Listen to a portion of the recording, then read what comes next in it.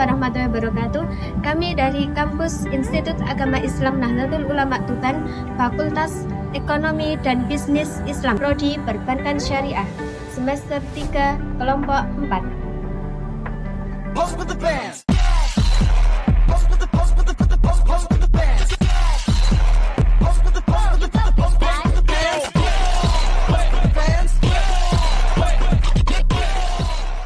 Kami dari kelompok 4 akan mempresentasikan materi mengenai kompensasi pada mata kuliah Manajemen Sumber Daya Insani yang diampu oleh Bapak Siswoyo, SPD MM.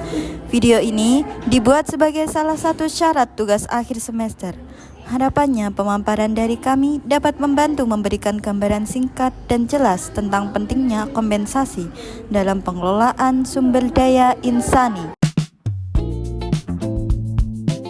Definisi kompensasi. Kompensasi adalah seluruh bentuk balas jasa yang diberikan perusahaan kepada karyawan atas kontribusi mereka, baik berupa finansial seperti gaji, bonus, dan tunjangan, maupun berupa bentuk non-finansial seperti lingkungan kerja yang nyaman, pengembangan karir, dan penghargaan.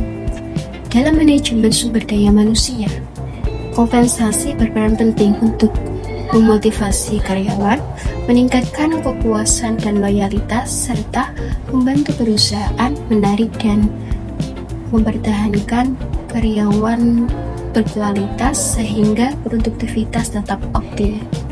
Selanjutnya, tujuan kompensasi: 1. Menjamin kesejahteraan dan keamanan karyawan. 2. Meningkatkan motivasi dan produktivitas kerja.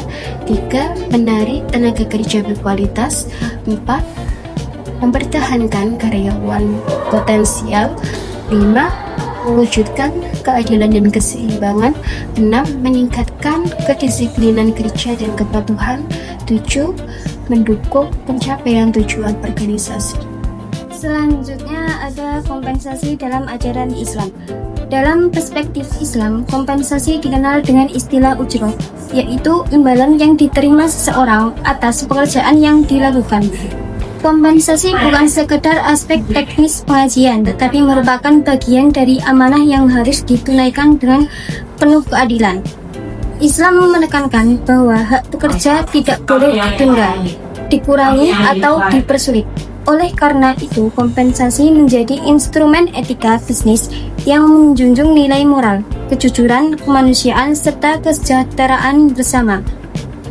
Adapun salah satu dalilnya dalam Quran surat Al-Qasas ayat 27, yang artinya, dia ayah kedua perempuan itu berkata, sesungguhnya aku bermaksud menikahkanmu dengan salah seorang dari kedua anak perempuanku ini, dengan ketentuan bahwa engkau bekerja padaku selama 8 tahun.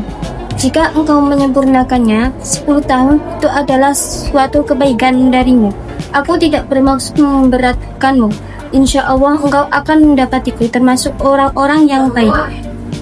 Ayat ini mengajarkan bahwa dalam Islam, perjanjian kerja harus dibuat secara jelas, transparan, dan disepakati kedua belah pihak tanpa paksaan.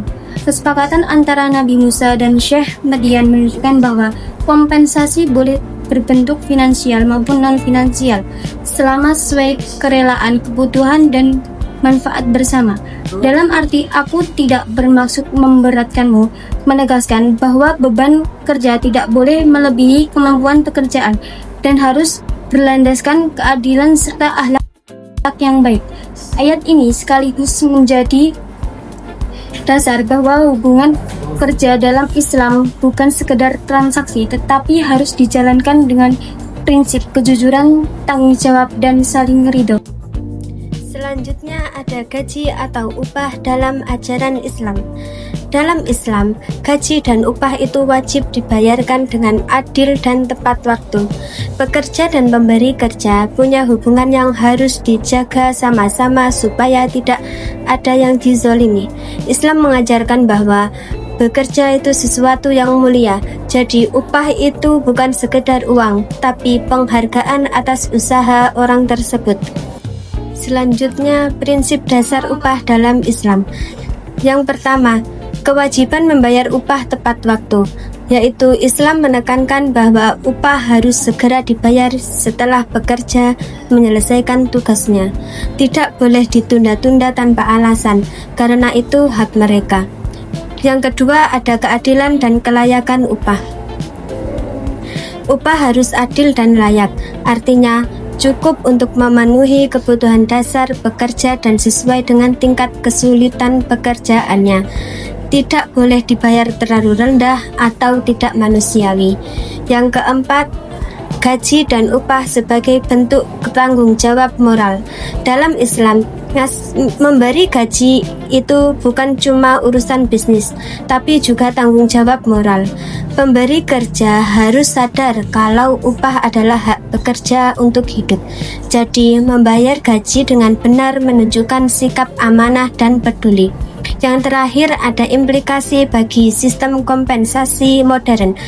Dalam dunia kerja sekarang, prinsip Islam bisa diterapkan lewat sistem gaji yang jelas, adil, transparan, dan tepat waktu. Perusahaan juga harus memastikan pekerja dapat fasilitas atau tunjangan yang layak sesuai dengan kebutuhan zaman sekarang. Kaidah upah dan kompensasi. Kaidah upah dan kompensasi ada 4, yaitu yang pertama, upah harus diberikan secara adil dan layak. Menurut hadis yang diriwayatkan oleh Imam Baihaqi, yaitu An-Nabi sallallahu alaihi wasallam qala in a'tun nasi ajro man ja'ala ajruhu 'alan nas, yang berarti sesungguhnya orang yang paling berhak diberi atau mendapatkan upah adalah orang yang menjadikan upahnya adalah balasan dari pekerjaannya.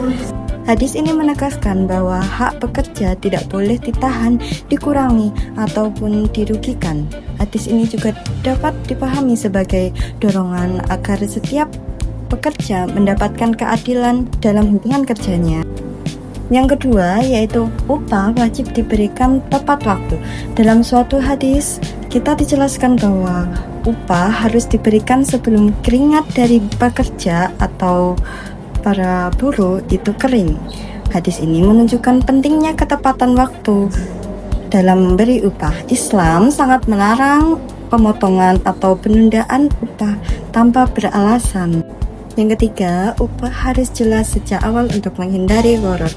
Waktu, besaran upah, dan bentuk kompensasi harus disepakati sejak awal untuk memberikan kejelasan. Hal ini diperlukan agar tidak muncul perselisihan di akhir. Kemudian yang terakhir, tidak boleh membebani pekerja di luar batas kemampuan. Berdasarkan prinsip ini, kita tidak boleh membebani seseorang melebihi kapasitasnya. Kaidah ini menjadikan landasan etika kerja agar pekerjaan tidak bersifat memberatkan atau membahayakan bagi para pekerja.